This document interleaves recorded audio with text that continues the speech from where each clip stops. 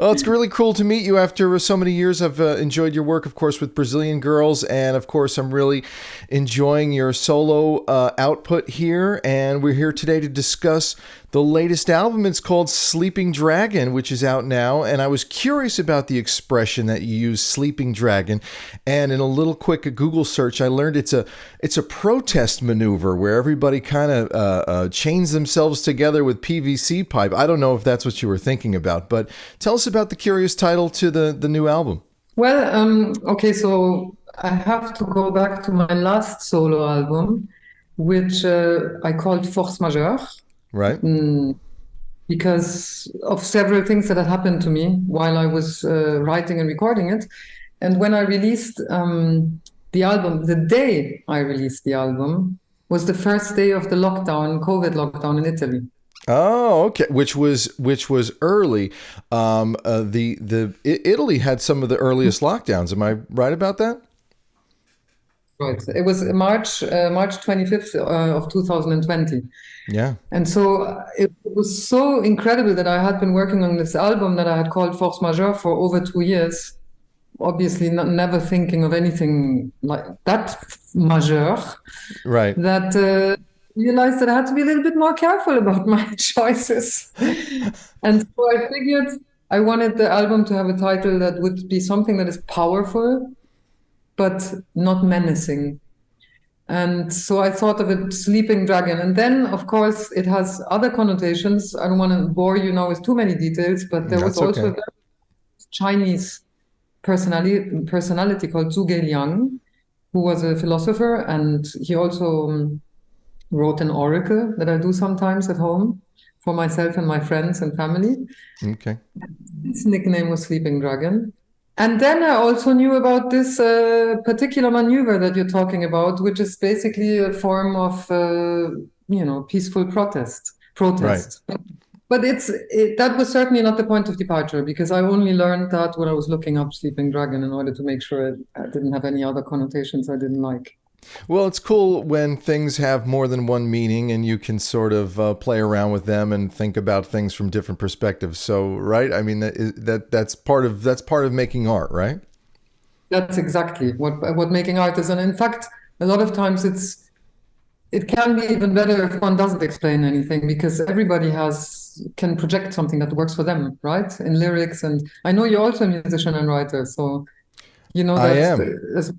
That's true. Yeah, you want people to be able to put their own have their own experiences. You want to write something that's going to mean something to you, but you also want to write something that's going to mean something for someone else. And we, as humans, we all have these same experiences together. Anyway, the album starts with a really fun song from the perspective of Eve to Adam, and it's sort of discussing how things didn't really work out there in the Garden of Eden, but how they're still attracted to one another and still having trouble separating from one another. So how did you sort of come to write a dialogue between Adam and Eve from the Old Testament there? well, I mean, I had this idea for a long time that I wanted to write something of that sort, a dialogue between two mythological personalities, and I felt that Adam and Eve is timely as well, the archetypal man and woman, and so I also always felt like the story of the apple was somewhat. I mean, I have my doubts. I think Okay. if there's an apple and there's a man and a woman, I just feel like it's going to be the man who eats the apple first. So I felt like that's something that would have never been resolved between them. That Eve would have always carried this thing with her, just thinking how unfair it was, that she got blamed. But it was also. I co-wrote the lyrics with Barry Reynolds, who's somebody I co-write with for a long time now, for over 20 years. We did a lot of co-writing for Brazilian Girls as well. He's a very dear friend. And so sometimes we have these calls where I call him up because he's in New York. Mm. And I just say, yeah, yeah, I have this idea for a song of Adam and Eve and da da da. And then I play him some ideas, and then we throw ideas back and forth. And so that's pretty much how it came about. Well, it's cool, and a lot of your songs have a very conversational approach. Hairdressers like that too, you know, and I always appreciate that and love that about your work and your lyrics because you know it's really it's like a casual conversation between Adam and Eve. You know, I mean, here they are talking about, well, here's what happened, here's what went wrong, and what are we going to do? You know, so I appreciate the tone there. It's always it's always naturally, again, as you know, it's certainly somewhat autobiographical. And there's this, you know, this nostalgia about love, you know, and Hmm. past love. And it always feels like, where did it go wrong? And in Adam and Eve's case, it's just so everybody knows it, you know, so, Right, right. right. I want to say how glad I am that you're continuing to produce your own solo albums. When you were in Brazilian Girls, a group that I love very much, I always felt like you were, you know, a little bit of a mystery, right? It seemed like that was on purpose to me, that the photographs of you always kind of obscured your face a little bit. Not always, but much of the time. So when I caught wind that Brazilian Girls might not be together anymore, I worried that we might not hear much from you musically. And this is your third album. Actually, it's technically your fifth, right? Your fifth solo album, sort of, and it Well, it's seems a solo album, definitely. right. But it seems like, you know, you open yourself up a little bit more on each of these records. How do you sort of look at this recent trio of solo albums in retrospect, and how does this one fit in with the other two? Well, so I think this one is almost a little bit of a return to the very first one. Again, it's always, I'm very little, and I'm not a person who premeditates or plans ahead. In fact, I'm very chaotic and very distracted. So it just all happens in a very mystical and magical way when it's Right. on a good day. Right. And so I really have no control of how the albums become. And that was the same actually for Brazilian Girls. It was always very, very organic and process. And so the first solo album actually happened when we were on a hiatus for 1 year, when I had a little child. One of my children, my son, was very little. And so we didn't tour. And I did this first solo album, which I recorded in Paris, Hmm. produced by Frederick Rubens, who's a great friend and who also produced Brazilian Girls, first record. Um, and then we went back with Brazilian Girls. We did Let's Make Love. Then, you know, it shoveled apart from each other. And then Force Majeure was the one before my prior solo record was certainly maybe a record of where I was having, I don't want to say difficult times because it wasn't really that difficult, but you know, life happened. Force Right. majeure. I lost my mother. I separated from the father of my children. I moved country again. You know, just Hmm. big influences, big events that seemed out of my control. So that was much more of an introspective album. Right. It was also very much influenced by Baroque tonalities, and I got a little spinetta, which is like a harpsichord that I Yeah, played. very classical. A lot of classical vibes on that second album. Sort of an a little more electronic, right? And I agree with you, right? Toujours was is a little more similar to the recent album. The Force Majeure was a little more electronic, a little more classical, a little. That's a cool record. I love that one too. Oh, thank you. Well, it was also I wrote the Force Majeure almost entirely on drum pad and piano, like on a Oh, sampler, okay. using my voice, and on the computer. There was like definitely a lot of electronica involved. And then this last record was I started working on it in the middle of the second year of lockdown. So first I was very isolated while I was writing, and then when finally people who could get back together again, I met with musician friends, and it was such a good feeling to play with musicians, to Right. just sit in a room and give them a few chords and just say like, let's play the song and play a song, you know, Right. like you would do with a standard or a cover, but it's your own song and everybody finds their little magic. And because everybody was so hungry for interaction, it was very liberating. And I do feel that in the best of cases, a record is a liberation for me and it's a liberation for who listens to it because by some serendipitous circumstance, they are in a similar situation and they recognize themselves Right. in the Right. album. And take us into the studio a little bit. What's the recording process? You get people together, or are you doing a lot of? I mean, as you're saying, the pandemic is over, so there's less remote things happening, but still people have connected with doing things remotely. But if the audience was curious about kind of how you technically put the album together, how did you kind of go about doing this on this project? Well, I mean, every song was a little bit different. I have to point out, but mainly I do the most of the beginning of writing generally by myself. So I have an idea that I feel really confident about and that I really want to. Obviously, and then there are way more ideas than end up on the record, but Right.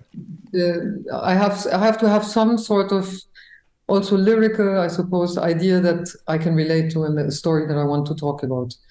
And as I said, for 4 or 5 of the songs on the record, then either I already had found something on the guitar or piano, however I wrote it.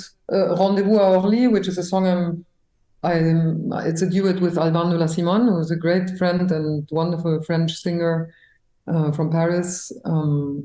Was one that I had written already for the last record, but it didn't fit at all. In fact, I Okay. thought I was never going to use it because it was so different. And then actually for this record, it was almost like a point of departure, which direction to go. No, I'm So, glad you brought that song up. It's one of my favorites, and it is a great duet. And I don't know, my French isn't very good, but I think I translated as rendezvous Orly. That's the airport, right? And there's an so let's see, how did you interpret the lyrics? What did you get out of it? What did you think? well, let's escape to the airport. Let's get to the airport, and so we can escape, or we're going to escape from here at the airport. Meet me at the airport. We're getting out of here. Saying meet, but in fact, the whole song sets up like a love rendezvous. And so it says, meet me at the airport. But then when the two characters meet, there's this awkwardness and they're both staring at their feet. And, you can sense something strange, like maybe a blind date or a bad rendezvous. Right. But then at the very end, only the very last phrase in French says, N'oublie pas les petits, which means don't forget the children. Basically, it's a couple meeting to exchange the children after vacation, you know? Right, right. Oh, it's a heartbreaker. It ends on a heartbreaker. What? Oh, I mean, we could be friends. Why don't we just share a taxi? It's like then it goes into a whole different aesthetic. But it starts out, yeah, like a Woody Allen scene from a Woody Allen film, sort of. Little Right, escapade. right. No, it's a beautiful song. It makes me feel like I'm in a cafe in the Rive Gauche somewhere, just listening to the two of you. And you do have that chanteuse thing going on. There's a lot of your work that's sort of in line with the female vocalists of the last 50 years. It makes me think of Francois Hardy and. The just the greats. I think you're in that lineage. Do you love that stuff? Do you think about that? Do you think about your place there? Yes, absolutely. I'm very, very much tied to what they call in Italian cantautore, or singer-songwriter, but in a European context. Right. I love that the singer tells a story. I find that so important. Not just about one's own life, but something that people can escape to. Because I think it's part of what music is about, That's what ideally. it is. Yeah. Absolutely. Yeah, Absolutely. and so just to come back to the studio question, so basically, Yes. then this particular record, I started to record in a studio that is close to my house in Tuscany. That is a beautiful studio where I also recorded the last record. It's called OSB Studios, and I mean, I don't even say it's so great that you would be really jealous. I'm not going to tell you about the circumstance. I It's want just to go. I want to visit the Tuscan studio. It sounds like a beautiful spot, I'm sure. And so the owner is a friend and also a musician. And then I went there, I recorded a bunch of things there. There were a lot of musicians that actually came through who were touring, who were on the road in Europe, Jason Lindner, Mauro De Fosco, who then I lured into the studio to play on my record. And then I took the music to another studio called Blue Moon Studios, where Samuele Kanji, who's a young producer, who's really a very talented Italian producer, helped me like make everything sound like one work, because Hmm. it's disparate before that. And what's the name of the studio in Tuscany? What's the name of that studio? The beautiful big one is called OSP Studios. And it's owned by Lawrence Fancelli, who's actually half American, and he was a great musician, like electronic musician. And the other one is called Blue Moon Studios. Another special guest on this album is George Harrison's son, Danny, who's on Stolen Kiss. And did you two compose that tune together, or what was the connection there? Well, I mean, I had an initial idea. I went to visit him, and it was actually one of the quickest co-writing sessions I've ever done in my life. No. Because we were in his living room and there was a piano, and I said, "Oh, I have this idea for a song," and I started playing it, and he took the guitar and he started strumming like different chords than I had for the song on top of it, and it just made it like we found immediately the second half of it took like 2 minutes, and we were like, Wow. okay, and then I wrote the lyrics to it and we recorded it. I think that's a real Beatles way to do things. I think those guys felt, listen, if you couldn't write a song in 20, 30 minutes, then forget it. It's just not meant to be that song. No, I don't know. I think every song, there can be songs that can take so long to write. And when you're almost given up, like Adam was one of them. Adam, the recording was it's one take. It's the first take we used. The writing was a long process. Even to tell you a quick anecdote, at some point, because I was then bored with the Adam idea, I called Barry. I said, "Barry, so I had this idea. Maybe I should call it Adolf." Whoa, whoa. I don't think it's a great idea, Sabina. And I was like, well, I'll make it about Adolf and Eva Braun. And he was like, Sabina, just drop that idea. And thankfully he said that. Otherwise, that's what it's been. I never thought of that. Adolf and Eva. The two of them having a conversation. Well, that could be a completely different conversation that the two of them would have had. Exactly. You could really get imaginative on the conversations that they might have had. Yeah. Well, maybe we should write it together. Maybe for the fourth album. Exactly. Absolutely. You are fluent, as I understand, in 6 languages, and you feature a few of them on the new album, mostly French on the new album, right? The second album was kind of German heavy, but what language do you think in? It's funny. I get this so much, this question, and not to say that it's not an intelligent question, because it's clear, but I have to answer with a counter question. Are you sure you think in words? Right. That's a good question. No, I've thought about it a lot, and I noticed that sometimes I think in catchphrases, voila, or something that is like the exclamation. Right. But otherwise, I don't think we think in words. Just personally, I do a lot of talking to myself. I like to think verbally. I like talking, and people walk in on me, "Who are you talking to?" And I'm like, "Oh, I'm just like figuring something out." So I do think sometimes I do think verbally. I think in English out loud. So the question would be, in which language do you speak yourself to? Do you speak to yourself to? Well, English, because I'm everything else. I'm a horrible multilinguist. I'm not any good at it, so I'm stuck with it. I'm stuck with New Jersey English.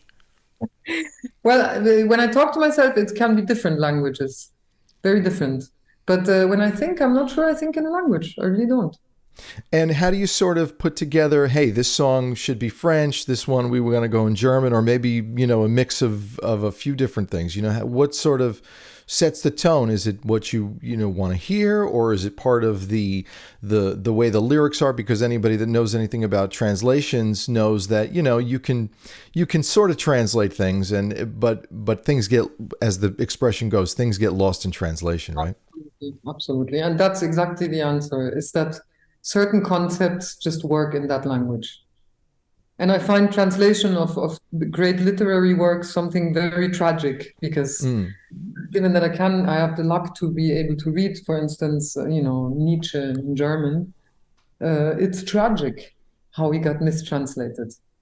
Right. It's something that is very accessible in German and that anybody could read, even a 12-year-old could read and perfectly understand. And it got translated like something very elevated and antiquated. Or maybe it got translated too long ago for it to be still accessible. But yeah, so the language really comes with the idea, very much so. And it's interesting too with books and literary works, with how many copies or different printings there have been of things.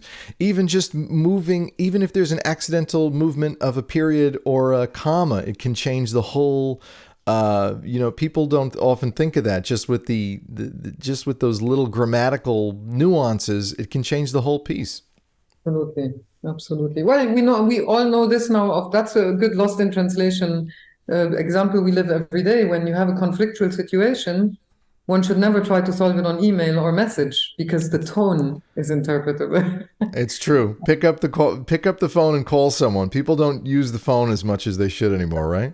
Because it can be so create so many misunderstandings, the written language already. Absolutely, absolutely. And as I mentioned before, in the late '90s, you released these two albums on the Name label. It was "Meet Me in London" and "You Don't Know What Love Is," and both of which I want very badly on vinyl. I think only one was on vinyl, and I bring this up because I've got my record collection here, so I'm thinking about, I always think about who I'm meeting and talking to, and what do I have on record of theirs. "Meet Me in London" was released on vinyl, which is now, I don't know if you know, it's like $100 on the used market, Because and it's not reproduced. It's like no longer in print. Yeah. that's it. Have you thought about? Has there ever been a discussion about reissuing those albums? They'd be fun. The same is true for Brazilian Girls albums, that they go for very high prices as vinyls. It depends who owns the master. Right, For some, especially in the early 2000s, it was still completely normal to cede the master, that the record company kept ownership of the master, which right, nowadays nobody, I mean, it's very rare. Now it's more like you license, you don't give away the master rights. But, right, so some of the albums I couldn't reissue because I don't own the masters. right. But But my last three you could album, send an email that might not that might be misinterpreted. I don't know. Maybe you could send a misinterpreted email. Well, it's true. I didn't think of Meet Me in London and You Don't Know What Love Is. I didn't even remember they were. No, I remember Meet Me in London was on vinyl. You Don't Know What Love Is. I'm not sure they did No, vinyl. I think it was only CD. For some Yeah, reason, they did one and not the other. Your voice and delivery on those albums is so different than what we hear now. It was fun. I was thinking about this interview, and it was fun to revisit those two records as well. But it still triggers the question for me. Would you be open to thinking about doing more of a straight ahead jazz album, maybe with a new approach? Your more mature approach. I think that would be a really fun project to hear from you. I think about that. I've thought about that many times. And I think I'm not very exactly ready yet, but given that every album I get bored with a style and I never stick to one style, Right. it's likely it's going to happen because I'm going to if I have to come full circle and go back to the jazz at some point, it's quite Cool. likely. That would be fun to hear from you. Absolutely. So I have the Um, vinyl for this present record, which I'm definitely going to print. I'll let you have one. well, I would really appreciate it. And usually I have a little show and tell here. I got lazy this morning. But I do have the first pressing of the Brazilian Girls' first album. I have a bunch of stuff. I have Toujours, and I didn't get Force Majeure for some reason. Yeah. I don't know why I didn't buy it. Yes, I'll send it to you. Oh, When well, I don't know if it's too late to pick up here in New Jersey somewhere. Sorry, what was that? when the vinyls are both ready, I'll send them to you. Grazie. And I hope to see you at Nublu. Maybe you can come out. Absolutely. Well, I was going to ask, you do have two shows coming up. I don't know if there are more that you haven't announced yet, but right now in late September, you'll be in New York City at New Blue and in Los Angeles, California at Zebulon, which also used to have a place in Brooklyn, I think. Yes. But so, Mhm. yeah, what can people expect at these shows? What are you going to be sharing with them? Mostly the new album or any surprises? We don't want to Oh, ruin I any think surprises. no, it's definitely going to be some of the songs from the new album, some of the songs from my prior solo albums, I both, and some Brazilian girl songs. For the first time now, I've started in solo shows playing some Brazilian girl songs because I really miss singing them, and some of them I love, and I miss the opportunity to share them. And so I'm going to be sharing them in these two shows, and those right now are the only shows in America because I haven't been in 4 years.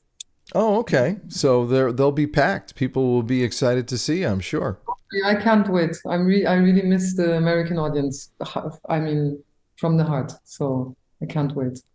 Cool. Well, Sabina, thank you so much for your time today. And as I said at the beginning of this interview, I am really excited that you are continuing your solo career, and I love the work that you've been producing. That's just me talking personally, but keep it up, and love the new record, and can't wait to hear what you do next. And it would be great to say hi in New York in I would love September.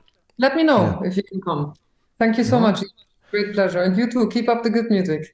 I sure will. Thank you very much. And it's probably getting near dinner time wherever you are. So have a good evening. Thank you so much.